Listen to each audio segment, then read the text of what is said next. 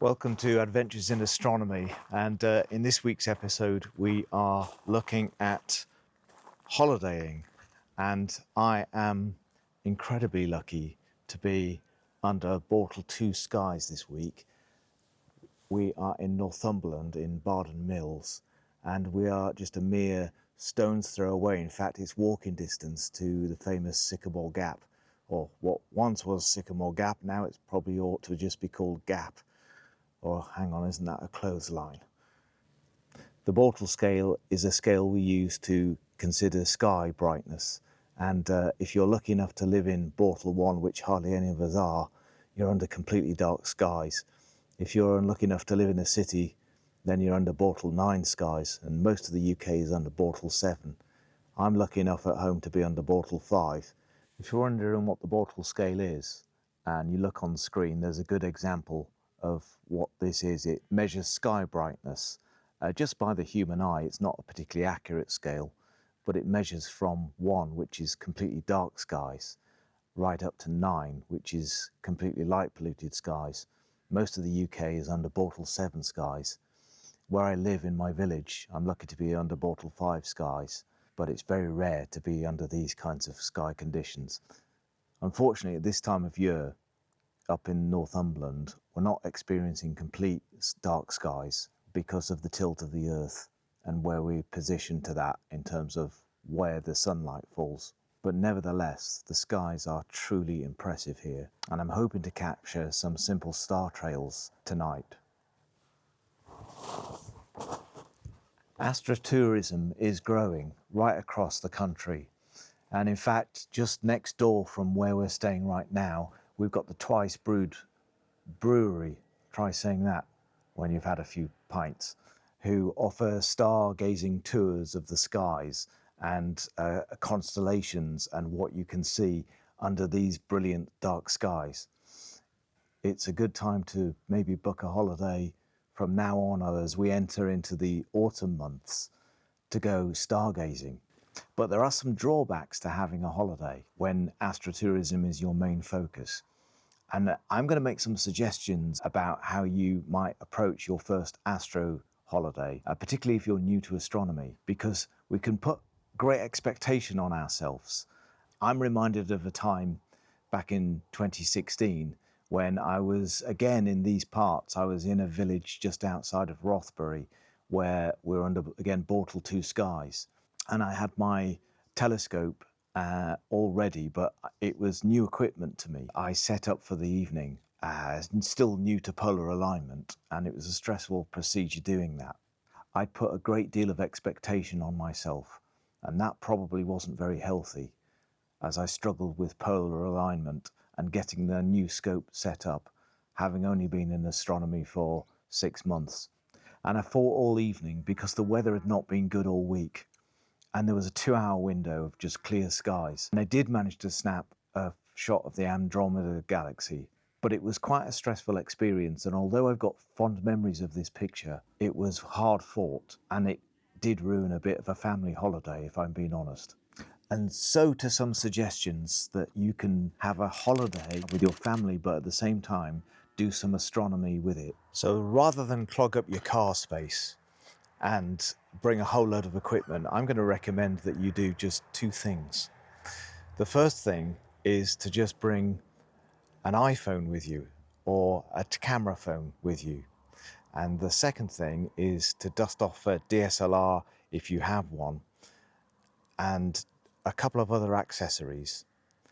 You're going to need a tripod, you're going to need a clip for an iPhone, and you're going to need for both tripods to have hinges that you can angle up at the sky. By doing this, you're not taking a whole load of equipment, you're not having to do lengthy setups every night, and you're not ending up spoiling your own time with frustrations of chasing that perfect image, even if you are under dark skies. You can always come back to areas like this when you've got more time under your belt and you've planned it and you've got weeks that you know are definitely going to be 100% clear. For the camera phone setup, you're obviously going to need a camera phone, but you're also going to need a simple tripod.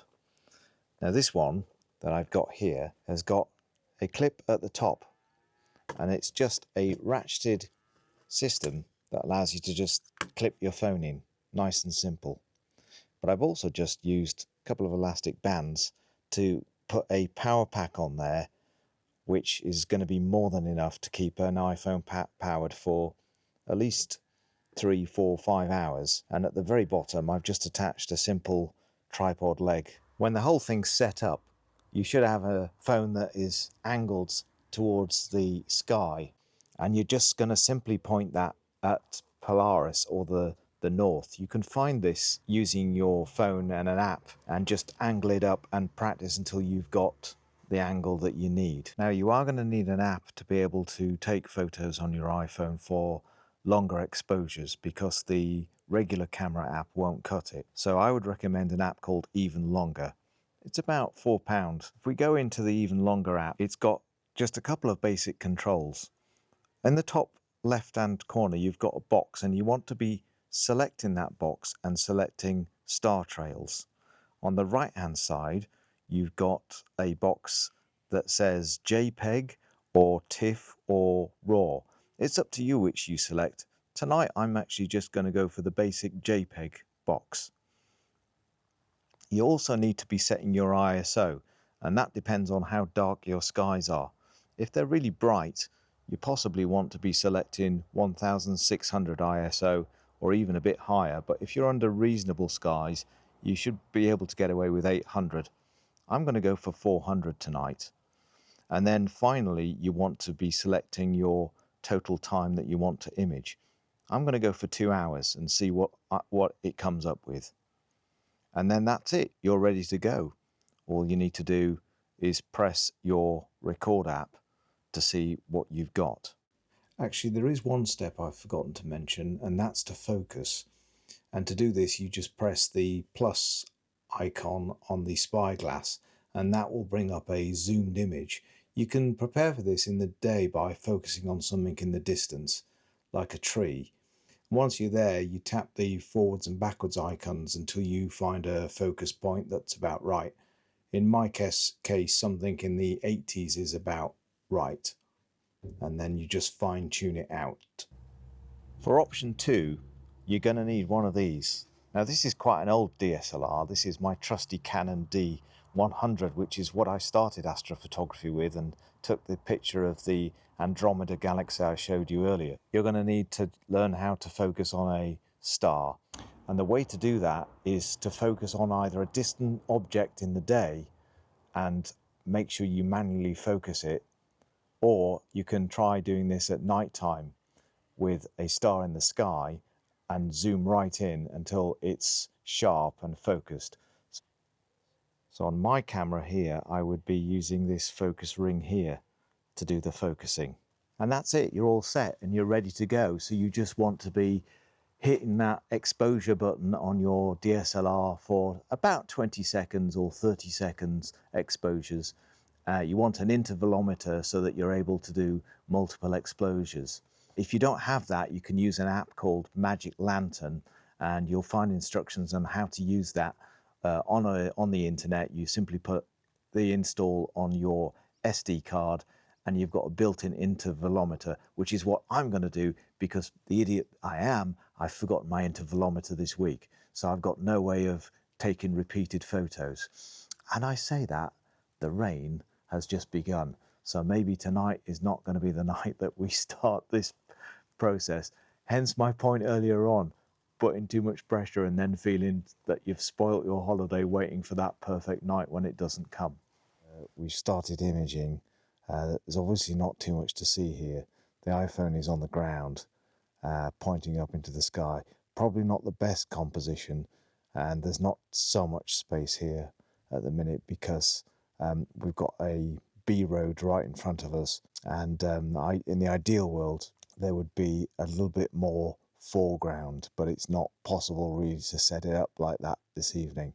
In the meantime, the other camera is in the back garden with a slight bit of a stone brick house against the backdrop, and that's going to look quite a bit better, I think, in terms of composition. And that's just been set on 25-second exposures in focus, pointing at the sky, and hopefully in a few hours we'll have a nice star trail.